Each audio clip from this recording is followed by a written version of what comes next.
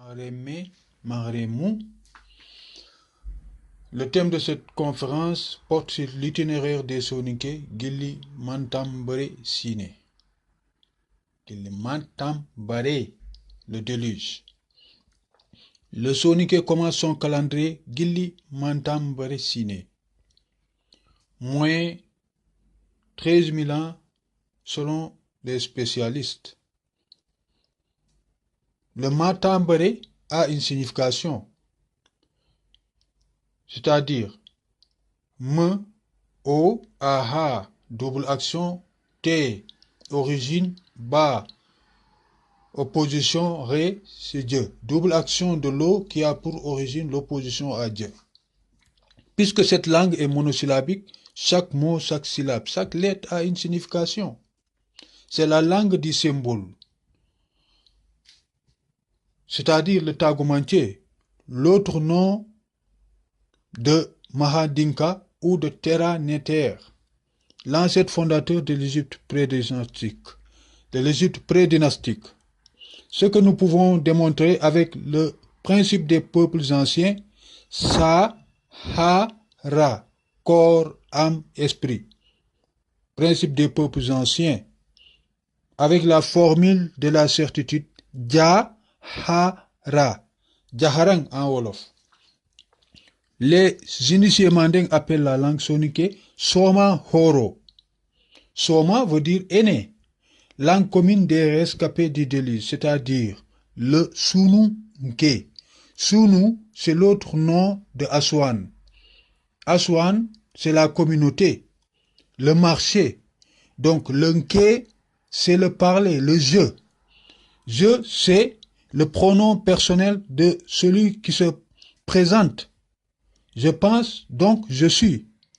Seul le Soninké a la même similitude avec l'Égyptien ancien. Quant au pronom personnel, tous ceux qui se réclament de l'Égyptien ancien ne peuvent soutenir la même concurrence. Donc, ceux qui veulent traduire ou interpréter le Soninké par rapport à une conception moderne peuvent se tromper. Cette langue de la préhistoire a résisté à la force de l'oubli. Et de nos jours, les vrais chercheurs sont unanimes que c'est le Neteyere, c'est-à-dire langue d'origine de la divine Ré, ou langue de l'éternel moment présent, Yéré. Voilà la première phase donc de l'itinéraire des Soninké. La deuxième phase, c'est Gilinarmeri Sine, moins 3150 avant Jésus-Christ. L'année, donc, de Narmer, littéralement. Kamtang Kare, c'est-à-dire l'autre partie, donc, de l'Égypte, a traversé l'autre rive du Nil. Kare. Kamta, c'est le nom de l'Égypte ancienne.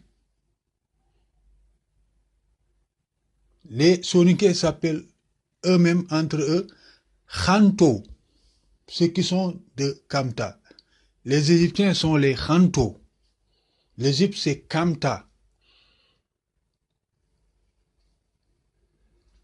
Bien que les autres parlent de Kemet ou Kemet, puisqu'ils ne peuvent pas lire les voyelles qui se trouvent entre les mots, donc Kemente veut dire la terre des Noirs. Khemé veut dire noir. Te veut dire origine. Khemente, donc ceux qui sont de Khemente sont les Khanto. L'autre nom d'exaltation des Soninké.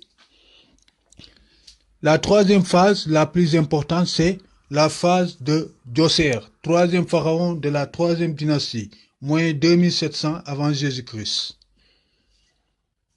Il est le pharaon de la certitude. Djosere, celui qui a touché, qui a été en contact avec Dieu.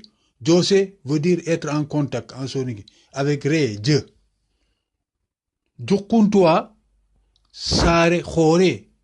Jukuntua, celui qui connaît la profondeur des choses, Sare, Khore, né à l'image de Ré.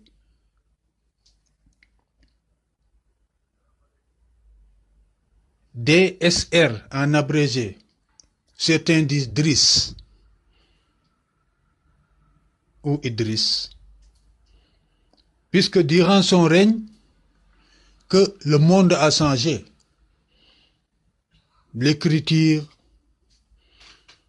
la géométrie, l'architecture, tous les corps de la science ont été développés.